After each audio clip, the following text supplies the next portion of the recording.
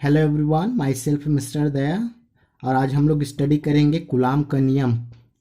सन 1785 में कूलाम ने दो आवेशों के बीच लगने वाले बलों के परिणाम ज्ञात करने के लिए एक प्रयोग किया और उसी के आधार पर नियम दिया, जिसे कूलाम का नियम या कूलाम के व्युत्क्रम का नियम कहते हैं। इस नियम के अनुसार किन्हीं दो बिंदु आवेशों के मध्य लगने वाला जो आकर्षण बल है, इन दोनों आवेशों के गुणनफल के अनुत्क्रमानुपाती होता है और बीच की दूरी के वर्ग के व्युत्क्रमानुपाती होता है। अर्थात देख लीजिए समीकरण 1 और 2। F is proportional to Q1 into Q2 equation first and F is proportional to 1 upon R square equation 2।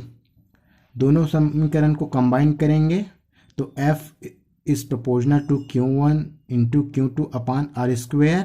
अब जब इस प्रोपोर्शनल साइन को, समानुपाती चिन्ह को जब हटाएंगे तो कोई नियतांक लग जाएगा जिसको के लिया गया है, और इस नियतांक को हम लोग,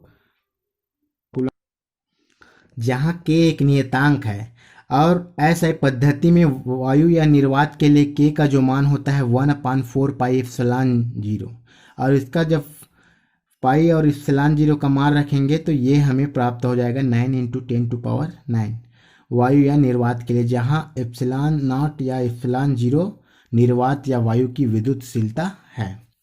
समीकरण 3 से देखते हैं। समीकरण 3 में जहाँ के है उस स्थान पर हम लोग 9 × 10⁹ सब्स्टिट्यूट कर देंगे और ये हो जाएगा आपका Q1 × Q2 upon R square. ये समीकरण 4 हमें प्राप्त हो जाएगा। अब अगर कोई और माध्यम है, अन्य माध्यम के लिए K = 1/4 पाई एप्सिलॉन, जहाँ एप्सिलॉन क्या है, माध्यम की निरपेक्ष विद्युतशीलता है। किंतु निरपेक्ष विद्युतशीलता बराबर विद्युतशीलता, और ये आपका के का गुणा हो जाएगा, नियतांक का गुणा, जिसको पराविद्युतांक भी बोलते हैं, क्योंकि पराविद्युतांक जो होता है माध्यम की निरपेक्ष विद्युतशीलता और वायु या निर्वात की विद्युतशीलता के अनुपात के बराबर होता है। ये अब समीकरण 3 में फिर इस मान को सब्स्टिट्यूट कर देंगे तो हमें ये लगने वाला बल ये प्राप्त हो जाएगा। अब CGS पद्धति की बात करें तो ये ज़्यादा यूजफुल नहीं है। इसमें K = 1 रख देते हैं। हाँ, एक चीज़ बहुत महत्वपूर्ण है, वो है सदिश के रूप में। यदि हम लोग सदिश के रूप में लिखें तो समीकरण 5 को हम लोग इस प्रकार से भी लिख सकते हैं।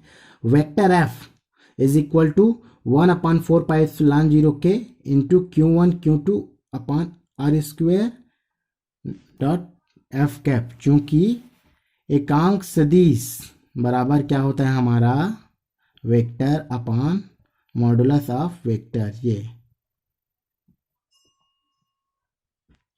ये होता है। तो इसी के थ्रू हम लोग सदिश के रूप में इस प्रकार लिख सकते हैं। अब इस नियम की कुछ सीमाएं हैं जो बहुत ही IMP है। तो कूलाम के नियम की सीमाएं यह केवल बिंदु आवेशों के लिए सत्य है, यह केवल बिंदु आवेशों के लिए सत्य है। मतलब जिन आवेशों की हमें गणना करनी है उनकी बीच की दूरी बहुत अधिक होना चाहिए। यह नियम केवल स्थिर आवेशों के लिए सत्य है।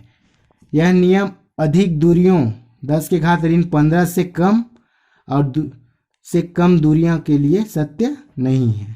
अधिक दूरी के लिए, ज़्यादा अधिक दूरी के लिए भी नहीं, और इससे कम दूरी के लिए भी ये नियम सत्य नहीं है। Thank you.